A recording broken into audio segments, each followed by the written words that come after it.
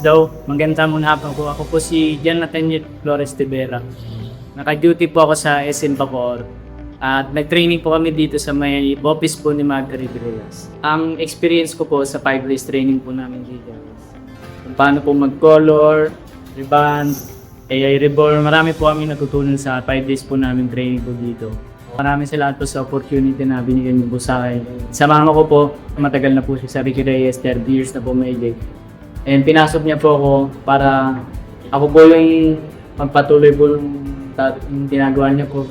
Ito po yung pinakuha ng trabaho ko po and siguro dito na rin po ako tatanda rin po. Dito na rin po bubuhayin ng pamilya ko. And maraming salamat po sa medal na po na doon. Ano po to? Malaking karangalan po na ikaw po mismo yung bigyan sa akin na ito, Madam Radio. Thank you very much.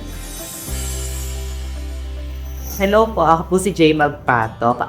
Sa SM South Mall po ako naka-duty bago mag-training.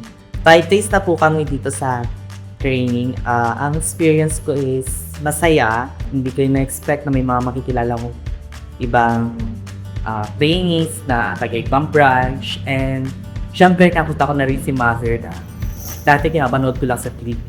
Kita ko lang siya sa TV.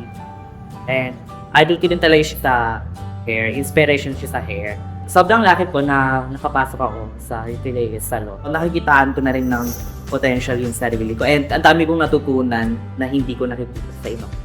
Nag-awarding po kami ng most promising artist.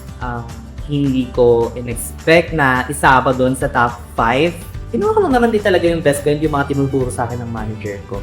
Ayun lang din, in-apply ko na lang din sa self ko. And masaya na akong tao, makulit ako. Pero pagdating sa training, nakafocus naman ako.